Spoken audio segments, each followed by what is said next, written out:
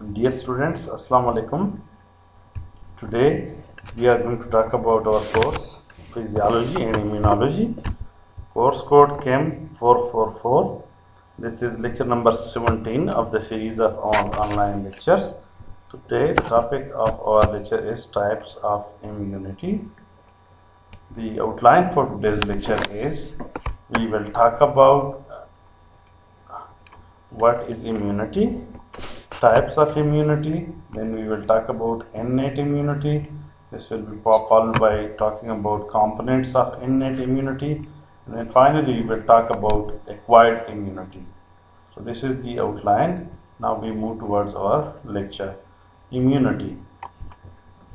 Immunity can be defined as the way in which the body can protect itself from invasion by pathogenic microorganisms and provide a defense against their harmful effect. So this is how immunity can be defined.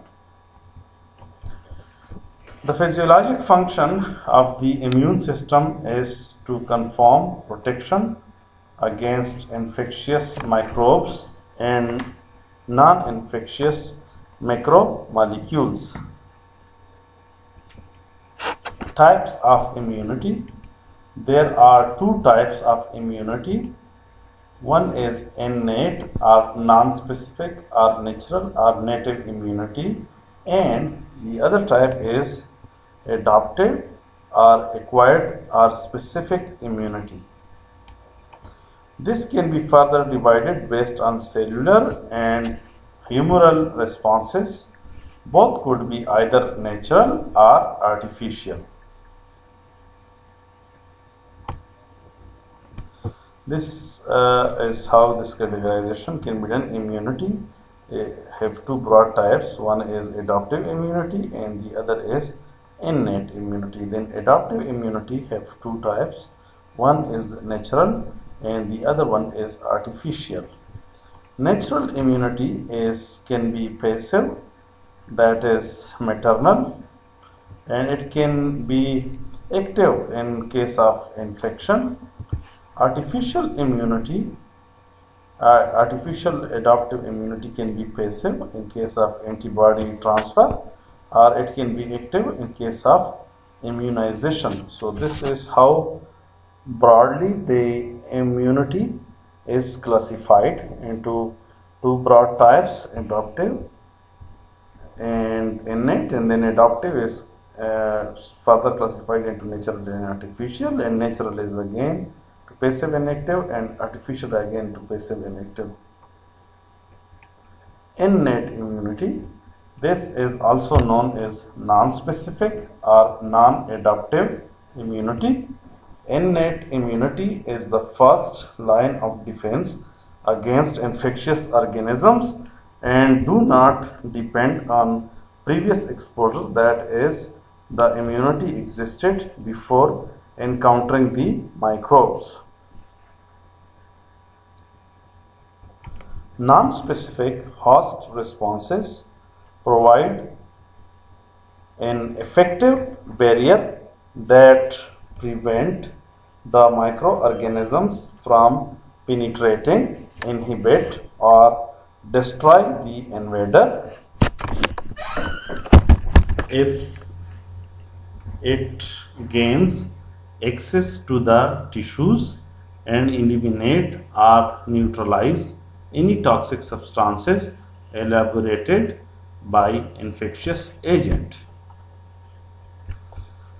Several mechanisms are available in the immunocompetent host. These include physical or mechanical barrier, biochemical factors, cellular mechanism, role of normal flora, and inflammatory reactions. Components. Innate immunity operates through various components. It includes mainly physiological and chemical barriers and cellular barriers. Components of innate immunity are physical and chemical barriers or external barriers, for example skin, epithelial cells, tears, etc. Biological barriers are phagocytic cells that include neutrophils and macrophages and natural killer cells.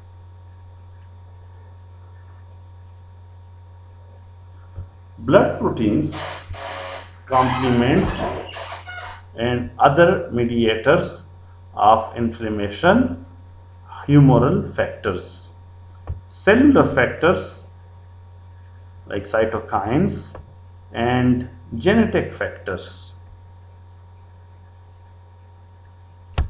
Acquired immunity, also known as specific immune response, this is more effective will be its different agents, the microorganisms. The acquired immune response also retain the memory of previous exposure to the antigen, so that next time it encounters the same antigen, more stronger will be the response. The acquired immune response takes several days to develop, that is to develop rather slowly, but once develops, the immune response is incredibly effective. The adaptive immunity is a defense system that protects the body against pathogenic microorganisms and other types of diseases such as cancer. It allows the body to recognize, remember, and respond to a specific stimulus and antigen. Specific immunity can result in the elimination of microorganisms and in the recovery from disease, and it frequently leaves the host with specific immunologic memory. The condition of memory or recall, acquired resistance, allows the host to respond more effectively if reinfection with the same microorganisms occur.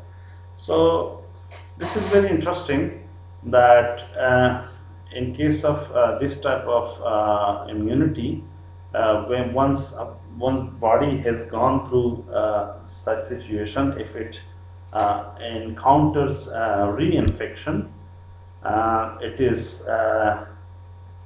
with the same microorganism, the body knows how to respond, and the response in this kind of situation is very effective and fast as well, because the body knows how to react to that particular types of situation. As a consequence of such acquired immunity, we usually suffer from many diseases only once. For example, measles. Specific immunity can be active. Like an example of measles is very interesting, because now once the body get through the situation and immunity is acquired, then this type of diseases, they can't affect again, because of the fact that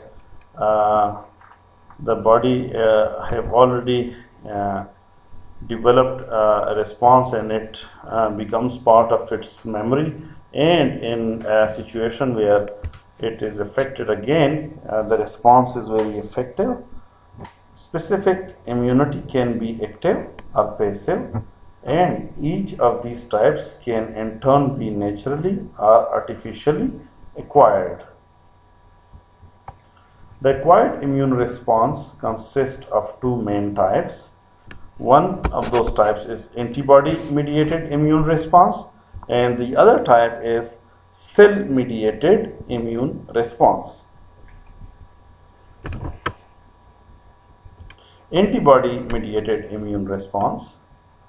The branch of the acquired immunity system is derived agents, extracellular exogenous antigen, protein known as antibody promoter, the distraction of these invader, the type of immunity systems, more time called as humoral immunity response, since the antibody are found in body fluid. If an exogenous antigen gain access in our body, antigen will be produced that can bind to that antibody will be produced. Let me make this.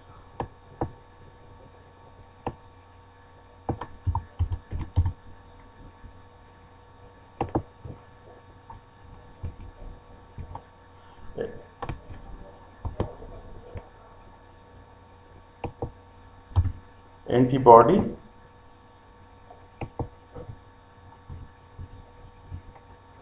will be produced that can bind to that antigen and ensure its destruction.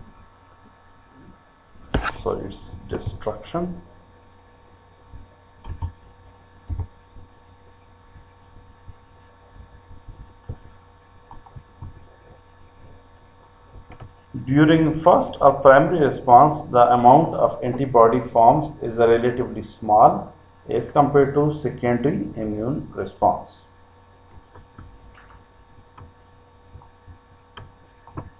Cell-mediated immune response. Many microorganisms live inside the host cell where it is possible for humoral antibody reach them. Obligate intracellular parasites such as viruses have to replicate inside.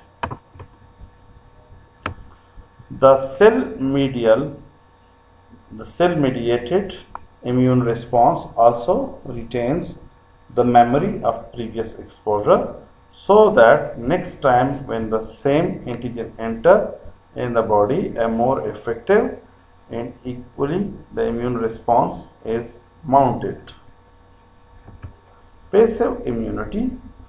It is an immunity in which antibodies produced elsewhere are given to the individual.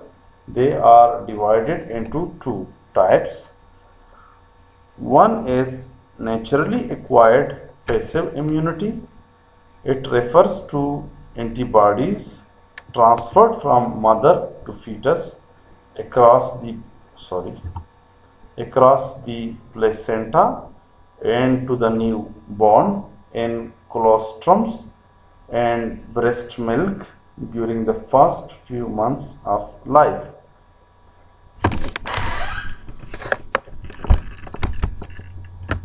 Artificially acquired passive immunity is the process of introduction of antibodies that are formed by an animal or a human to an individual to prevent or treat infection. Through this method, the different immunization that are done, they are helpful. They artificially give immunity, and it creates antibodies in the body, thus resulting in immunity of the body from different diseases. This is why immunization, this passive immunization is very important, because through passive immunization the body is able to generate antibodies against diseases that are against infectious agents that might attack body. Active immunity, it is a product of the individual's own immune system in response to a foreign antigen. Naturally acquired active immunity is the immunity that comes from infections encountered in daily life.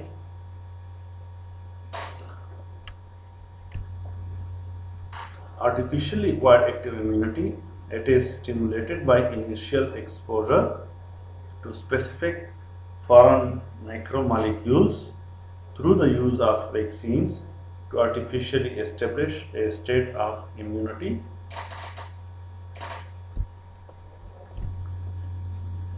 Now, major components of acquired immune system: cells that trap and process antigen and then present it recognition to the cells of immune system; cells that have receptors for the processor antigen. These cells can bind and respond to antigen. Cells that once activated by antigen will produce specific antibody or will participate in cell-mediated immune response. Cells that will retain the memory of the event and react rapidly to the specific antigen if it encounters at later time. Memory cells.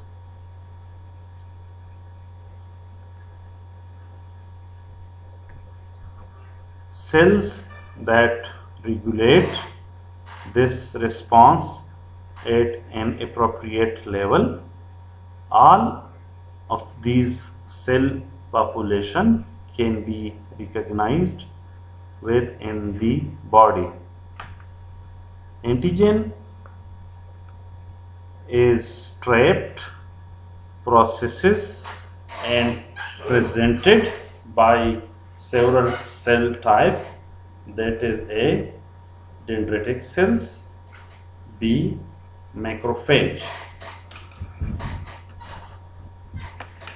The B and T lymphocytes have specific receptor for foreign antigen and are thus able to bind the processed antigen and response appropriately.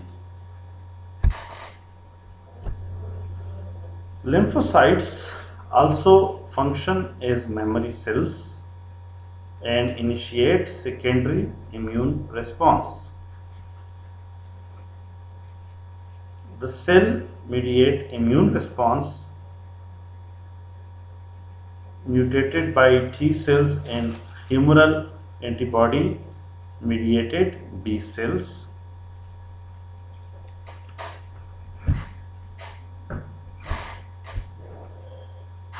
Those that promote immune response are called as helper T cell, and those that inhibit immune response called as regulatory cells. So this was all about the types of immunity that we have. Here is the diagram which summarizes the types of immunity that we have. One is adaptive, one is innate, and then adaptive immunity has two types: natural, artificial, and then natural has two types. One is passive, that can from maternal, and other is active, that can come from infection. Now the artificial can be from passive through antibody transfer, or it can be active through immunization. So this is the types of immunity that we have in our body. So I hope you enjoyed the lecture. If you have any questions, please feel free to contact me. Now in the coming lecture, we move towards more specifics of immune system. This was a kind of lecture which gives general information or overall information about how the immunity works in its types. Thanks for watching.